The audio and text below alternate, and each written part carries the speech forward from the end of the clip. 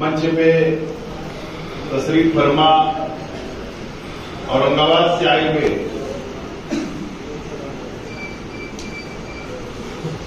All India Imran Pratap बड़ी साहब ने उनको अलग अलग रियासत की माइनॉरिटी सेल की जिम्मेदारी थी। मैं वैसे राष्ट्रवादी हूँ कांग्रेस में, लेकिन हमारा पार्टी से हट के दोस्ताना है और भाईचारा है। ऐसे हमारे नासिर भाई साहब मंच पे तशरीफ फरमा, 40 गांव से हमारे वालिद मोहतरम के दोस्त अलाउद्दीन भाई, यहाँ के कारपोरेटर अमित पटेल साहब, 40 गांव से तशरीफ फरमा मेरे दोस्त हैदर अली साहब, अफसर पठान साहब, मखदूम भाई, शकील भाई, और इस प्रोग्राम को जो कन्वीनर है जिन्होंने इस प्रोग्राम को रखा, हमारे दोस्त इकबाल पठान साहब, वसीम भाई, शफी भाई, अजहर भाई, हुसैन भाई और जोएब भाई, हमारे नदीम फनीवाला साहब, और माजरत के साथ मैं नाम की फहरिस्त लंबी है, मैं मुख्तसर करते हुए तमाम ही मंच पे तशरीफ फरमा धुलिया शहर और बाकी अलग अलग शहरों से आए हुए तमाम ही जिम्मेदारान, इस प्रोग्राम में तशरीफ फरमा तमाम ही बुजुर्ग हजरात, नौजवान साथी, दोस्तों और साथियों, सबसे पहले मैं मेरी जानिब से अहिल्या मालिगांव शहर की जानिब से, मेरी पार्टी की जानिब से इकबाल पठान साहब और उनके तमाम ही ग्रुप, उनके तमाम ही नौजवान साथियों का शुक्रिया अदा करता हूं कि आज आपने मुझको और हमारे साथ साथ में 40 गांव, चलगांव, मालेगांव, टोकड़ा, ऐसे तमाम ही लोगों को आपने यहाँ पर बुलाया, हमारा इस्तेमाल किया। मैं आपके और आपके ग्रुप का बहुत बहुत शुक्रिया अदा करता हूँ। मैं सोच रहा था कि यहाँ क्या बात है। उससे पहले वसीम भाई ने कहा, अलाउद्दीन दादा ने कहा, और सही मानों में यहाँ पर सब सोशल वर्कर बैठे हुए, अलग अलग पार्टियों से ताल्लुक रखने वाले कौम के खादिम बैठे हुए। एक पार्टी के लिए मंच नहीं है, सब अलग अलग पार्टियों में, और जहां पर सियासी लोग मौजूद हो और वहां पर सियासी बात नहीं होगी तो मैं समझता हूं कि प्रोग्राम के साथ नाइंसाफी हो।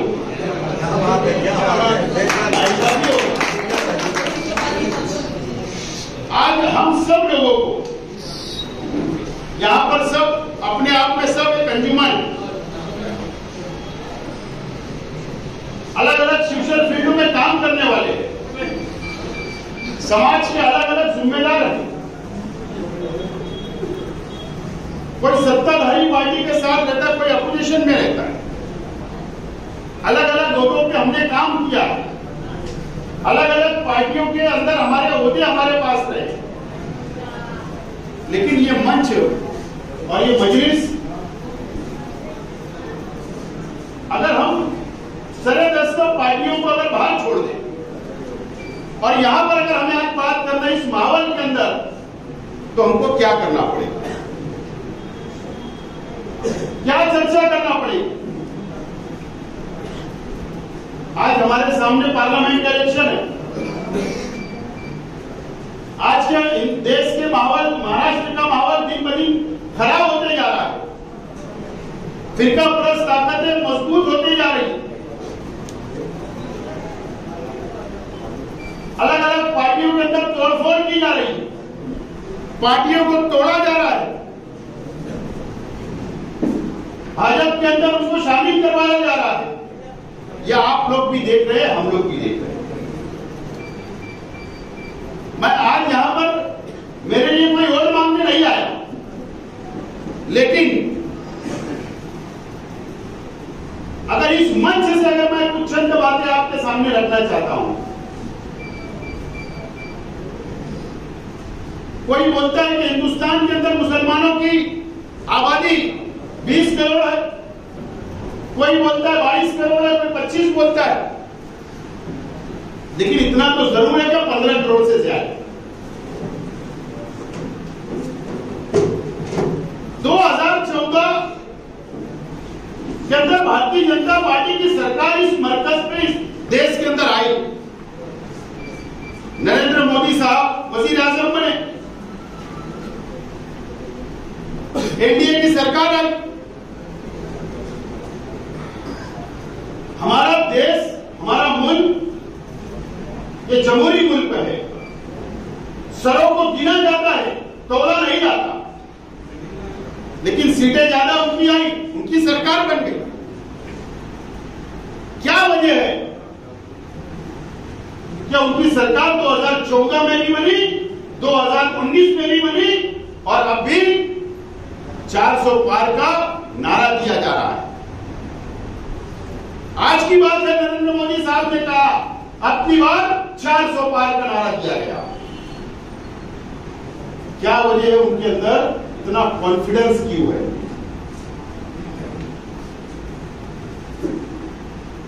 इतना कॉन्फिडेंस क्यों है? आप 2014 में जाइए,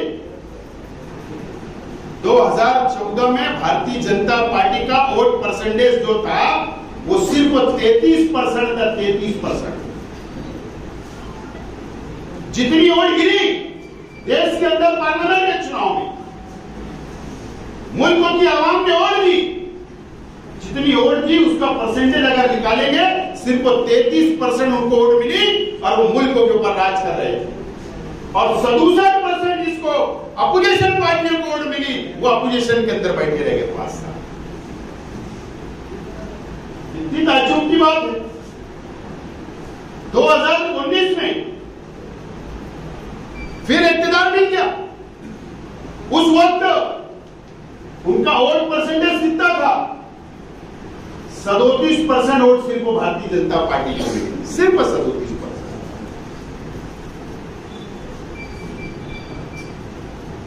63% वोट उनके खिलाफ गिरी। 14 में भी सेकुलर आवाम, सेकुलर वोटरों की तादाद उनसे कई गुना ज्यादा थी। 19 में भी कई गुना ज्यादा थी। और आज हमारे सामने वक्त आ गया है। अगर 14 में और 19 में इक्तदार आता है तो इसका मतलब यह है कि इलाकाई पार्टियां हो या नेशनल पार्टियां हो, वोट का डिवाइडेशन भरपूर हुआ, वोट बटी। कांग्रेस के अलग कैंडिडेट, राष्ट्रवादी के अलग कैंडिडेट, बाकी आरजेडी के अलग, समाजवादी के अलग, आप पार्टी के अलग, सब अलग अलग बढ़ते गए, अपने अपने उम्मीदवार खड़ा करते गए, वोट का डिवाइडेशन होते गया और 10 साल उन्होंने सरकार चलाई। मैं जिस पार्टी को मानता हूं और इस देश के संविधान को मानता हूं, मैं जातिवाद नहीं करता, मैं हिंदू मुसलमान नहीं करता, लेकिन यही इस देश के हम मुसलमान माइनॉरिटी के लोग 2014 से पहले कॉलर टाइट कर ये बोला करते थे कि हमारे बिगर कोई सरकार मरकज में भी नहीं बैठेगी, हमारे बिगर रियासतों में भी नहीं बैठेगी, यही बोला करते थे। 2014 में भी भारतीय जनता पार्टी का एक भी मेंबर ऑफ पार्लियामेंट मुसलमान नहीं था, हमारे बिगर उन्होंने हुकूमत बनाई। 2019 में भी ना बीजेपी ने टिकट दिया और ना मुसलमान छूट आया, हमारे बिगर सरकार 10 साल चल गई और महाराष्ट्र में भी चलती गई। पिछले 14 और 19 की सरकार चली। आज हमारा वोट का हमारा जो वैल्यू है, जो वजन है, वो पूरी तरीके से खत्म हो चुका है, पूरी तरीके से खत्म हो चुका है। सिर्फ वोट का डिवाइडेशन होता रहा और उसकी सबसे ज्यादा मुसीबत अगर इन 10 सालों में किसने उठाया तो मुसलमानों ने, माइनॉरिटी ने, दलित ने, आदिवासी ने, पिछड़े वर्ग ने उठाया है सबसे ज्यादा मुसीबत। अब सवाल हमारे अपने सामने 2024 हो सकता है कि मार्च के पहले हफ्ते या दूसरे हफ्ते में आचार संहिता लग जाए। इंडिया आघाड़ी और एनडीए, आज इंडिया आघाड़ी को तोड़ने का पूरी तरीके से कोशिश इस मुल्क के अंदर की जा रही है। कभी कमलनाथ को तोड़ा, कभी अशोक चौहान, कभी आपको, कभी फारूक अब्दुल्ला को, ये और भी होने वाला ये सब। अभी ये मार्च जब तक पहले दिन वोट नहीं डाला जाएगा, पहला फेस नहीं आएगा, जब तक ये कामकाज ये चलते रहेगा तोड़ फोड़ का। लेकिन आज हमको वक्त की जरूरत है कि जज्बात में नहीं, समझदारी से, होश से हम लोगों को फैसले करना पड़ेगा। आइंदा अगर हमने फैसले आइंदा फिर जज्बात में लिया तो नुकसान हमको ही उठाना पड़ेगा, हमको ही उठाना पड़ेगा, दूसरों को नहीं। एनआरसी हमारे लिए लाई गई, CAA हमारे लिए लाई गई, ट्रिपल तलाक हमारे लिए बना कानून। किसके लिए बना? सब हमारे लिए। और काले कानून बने और बनते रहेंगे अगर हम होश में नहीं आए।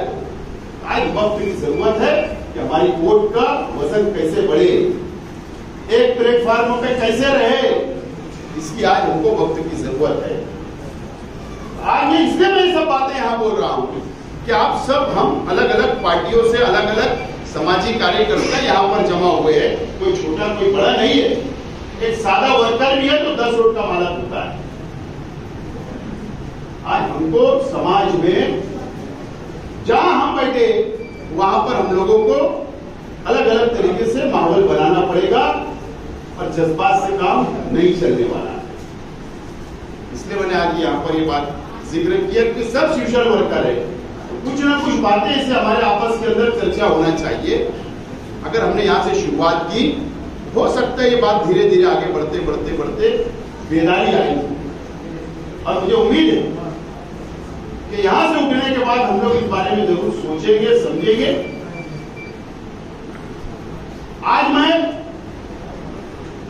आप भी देख रहे हैं, मैं भी देख रहा हूं, एक शख्स है जरांगे पाटिल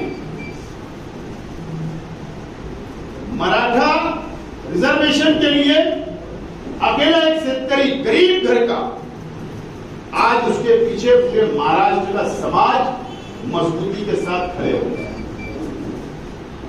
सरकार को घुटने टेकने पर मजबूर किया, सरकार मजबूर हुई, कमीशन बना, सर्वे हुआ, रिपोर्ट आ गई और 20 तारीख को स्पेशल असेंबली का इजलास बुलाया गया। ये 20 तारीख फैसला होगा। उसके बाद भी जरांगे पाटिल धरने पे बैठा है, आमरण ऑपोजिशन पे बैठा है और ये बोल रहा है कि अगर अध्यादेश नहीं निकाले, लागू नहीं करे तो 21 तारीख से फिर मैं आंदोलन तेज हो जाएगा। मेरा बोलने का मतलब, एक शख्स के पीछे पूरी कौम, पूरी मराठा बिरादरी, उनकी कौम उनके साथ खड़ी है। किस लिए खड़ी है? क्या पैसा मिलने वाला है? क्या जमीनें मिलने वाली है? क्या बंगले मिलने वाले? नहीं। मराठा समाज को ये बात समझती है कि रिजर्वेशन मिलेगा तो आने वाली नस्ल, आने वाले बच्चों को एजुकेशन मिलेगा, आने वाले बच्चों को सरकारी नौकरियां मिलेगी, इसके लिए। लेकिन आज हमारा अलमिया क्या है?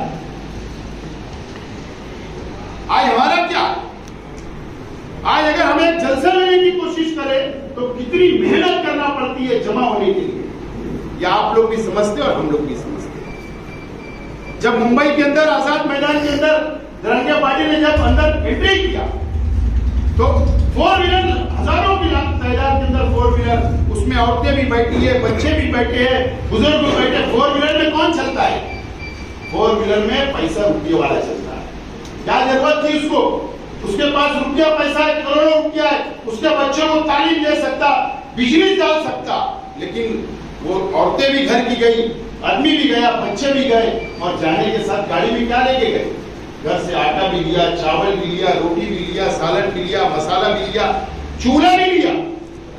और जहां वो मुकाम से रुकते रहे वो अपने अपना चूल्हा जलाते थे, अपना सामान निकालते थे, 4 रोटी अपनी बनाते थे, 4 दूसरे की बनाते थे और देते थे। ये इकाई और ये मजबूती के साथ वो समाज आज जीत के रास्ते पर चल पड़ा। और आज हम कहां हैं? मुझे तजुर्बा इसलिए बोल रहा हूं, मैंने भी मुस्लिम रिजर्वेशन की तहरीक चलाई, हमारे गांव से मुंबई पैदल गया। मुझे मालूम है कितनी तकलीफ का सामना है, मुझे मालूम है, मैं ज्यादा बोलना नहीं चाहता, लेकिन ये बेदारी कब आई? हम बहुत पीछे हैं। अगर हमको आगे आना है तो कुर्बानी देना सीखना पड़ेगा। जब तक कौम कुर्बानी नहीं देगी कोई भी मसाइल के अंदर, अगर ये गली का रोड बनाना है, जब तक ये गली के लोग कारपोरेटर के घर नहीं जाएंगे, कारपोरेशन नहीं जाएंगे, रोड नहीं बनेगी। लेकिन रोड गटर का हमारा मसला नहीं है। हम तो जंगलों में भी रहने वाले लोग हैं, खेतों में रहा करते थे, वहां क्या रोड गटर थी, लेकिन जिंदगी गुजरी। आज हमारे बच्चों के मुस्तकबिल के लिए सोचने की जरूरत है। उनका मुस्तकबिल कैसे बढ़ेगा, हमारा वजन कैसे बढ़ेगा, फिर वो दिन हमारे पास कब आएंगे जब हमारे बिगड़े हुकूमतें नहीं बनेगी, ये सब सोचने की जरूरत है। मुझे उम्मीद है कि आज इकबाल पठान साहब, इनके तमाम ही ग्रुप के लोगों ने आज हम सब लोगों को यहां जमा किया और जमा करने के बाद हमारा इस्तेकबाल किया। ये इस्तेकबाल इसके लिए नहीं किया, हमारे अच्छे कामों को देखकर तो किया इन्होंने, लेकिन आने वाली और जिम्मेदारियां हम पर डालना चाहते हैं कि आप समाज के लिए काम करते रहो, हम आपके साथ हैं। बहरहाल अभी इसने कहा कि पार्लियामेंट के ताल्लुक से चर्चा हो रही थी कि पार्लियामेंट में खड़े रहना चाहिए, लड़ना चाहिए वगैरह। मैं ख्वाहिशमंद हूं, इसके अंदर दो राय नहीं। मैं ख्वाहिशमंद हूं, मेरी पार्टी से हूं, मेरी पार्टी पर बात रखा हूं। अगर पार्टी अच्छा फैसला करेगी, जब मुझे सिग्नल मिलेगा या जब पूरे हल्के के लोग का सिग्नल मिलेगा, पार्टी का सिग्नल मिलेगा, सब बिरादरी, सब समाज, सब धर्म, सब जात के लोगों का सिग्नल मिलेगा, मेरी पार्टी का मिलेगा, जरूर मैं आपके पास जब आऊंगा। लेकिन आज अभी ऐसी कोई बात नहीं है। बहुत बहुत शुक्रिया। खुदा